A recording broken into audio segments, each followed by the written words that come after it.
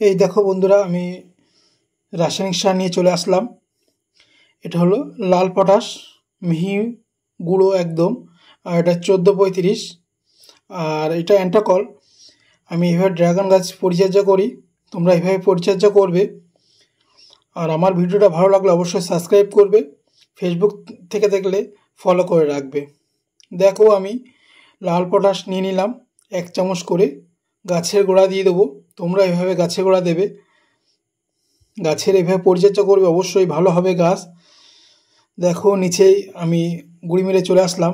1 চামচ করে গাছের ডিস্টেন্স রেখে দিয়ে দেবো। গাছে গোড়া দেবে না বন্ধুরা, একটু ডিস্টেন্স দিয়ে রাখলে অবশ্যই ভালো হয়। আর লাল পটাশের কাজ হলো গাছে ফুল ফল অবশ্যই নিয়ে আসবে। ম্যাচিওর গাছ হয়ে গেলে ফুল ফল নিয়ে আসবে, তাই জন্য তোমরা এইভাবে পরিচর্যা করবে।